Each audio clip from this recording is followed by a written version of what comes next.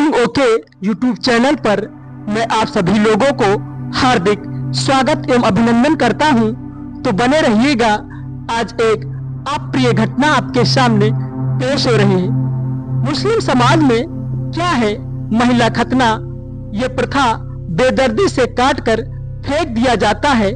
महिलाओं के शरीर का एक महत्वपूर्ण अंग। महिलाओं के अधिकार और स्वतंत्रता को लेकर समय समय पर नई बहसें छिड़ती रहती हैं। खास तौर पर मुस्लिम महिलाओं की स्थिति को लेकर दुनिया में अलग अलग विचारधाराएं सामने आती हैं। कई लोग इसे कुप्रथाओं में जकड़ा हुआ मानते हैं, तो कुछ इसे उनके धार्मिक और सांस्कृतिक मूल्यों का हिस्सा बताते हैं। हाल ही के दिनों में महिलाओं के खतना को लेकर एक बार फिर चर्चा तेज हो गई है। ईसाई धर्म के सर्वोच्च धर्मगुरु पोप फ्रांसिस ने हाल ही में महिलाओं के खतना को अपराध बताते हुए इसे मानवाधिकार का उल्लंघन करार दिया है। उन्होंने कहा कि महिलाओं के अधिकारों, समानता और अवसरों की ये लड़ाई जारी रहनी चाहिए। उनके इस बयान ने महिलाओं के खतना की दर्दनाक प्रक्रिया और इसे खत्म करने की जरूरत पर वैश्विक बहस छेड़ दी है। महिलाओं का खतना एक रूढ़वादी प्रथा है जिसमें महिलाओं के बाहरी जनन अंगों को काटा जाता है। ये न केवल एक शारीरिक रूप से दर्दनाक प्रक्रिया है, बल्कि इसके मानसिक और सामाजिक प्रभाव भी गंभीर होते हैं। कुछ रूढ़वादी समुदाय इसे महिलाओं को पवित्र और शादी योग्य बनाने की प्रक्रिया मानते हैं, लेकिन असल में यह महिलाओं की स्वायत्तता और उनके अधिकारों का सीधा उल्लंघन है। दुनिया भर में खतना की स्थिति। भारत में मुख्यतः बोहरा समुदाय में महिलाओं के खतना की प्रथा देखी जाती है। मिस्र में 2008 में इस प्रथा पर प्रतिबंध लगा दिया गया था, लेकिन इसके बावजूद इस प्रथा के कई मामले सामने आते रहे हैं। अन्य देश जैसे अफ्रीका और मध्य पूर्व के कई देशों में भी अभी ये प्रथा जारी है, जबकि कई पश्चिमी देशों में भी या अप्रवासी समुदायों के बीच ये मौजूद है। संयुक्त राष्ट्र ने इसे मानवाधिकारों का गंभीर उल्लंघन माना है और 2030 तक इसे पूरी तरह खत्म करने का लक्ष्य रखा है।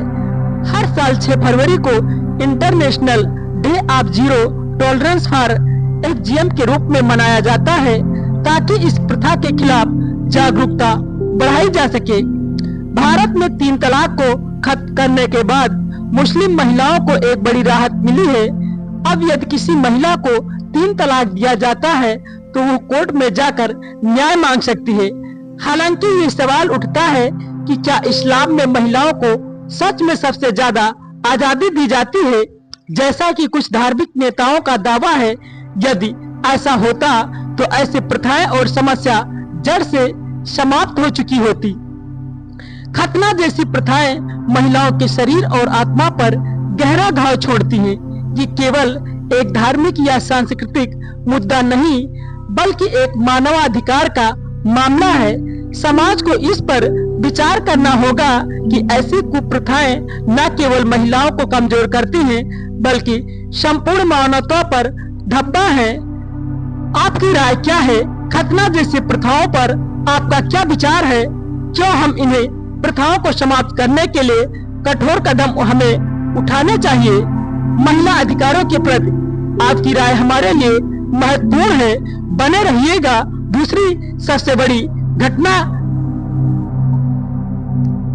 सेक्स और पैसे की भूख ने पहुंचाया सलाखों के पीछे। खुद ही बनाते थे बिस्तर पर गंदे वीडियो और फिर शुरू होता था असली खेल। राजस्थान के बाड़मेर में एक हैरान कर देने वाला मामला सामने आया है। यहाँ एक लड़की पर सहमत से सेक्स के बाद उसकी वीडियो तैयार करने और फिर ब्लैकमेलिंग करते हुए लाखों रुपए की मांग करने का आरोप है। हालांकि मामला पुलिस तक पहुंचा तो आरोपी लड़की को हिरासत में ले लिया गया।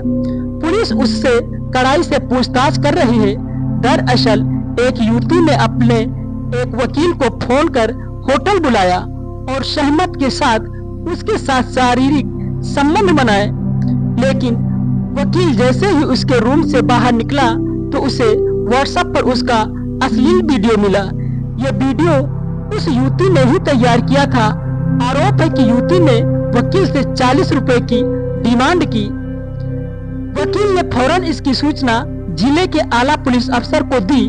पुलिस ने आरोपी युवती को हिरासत में लिया तो पूरे मामले का भंडाफोड़ हो गया। आरोपी की गिरफ्तारी के लिए स्पेशल टीम का गठन किया गया। कोर्ट से 2 दिन का रिमांड लेकर आरोपी लड़की से अन्य मामलों में पूछताछ की जा रही है। पूछताछ में पता चला है कि वो लड़की बाकायदा एक फ्लैट लेकर रहती और उसने अपने फ्लैट को ब्लैकमेलिंग के अड्डे में बदल दिया था। वो इसी तरह शहर के कई लोगों को ब्लैकमेल करके करोड़ों रुपए कमा चुकी थी।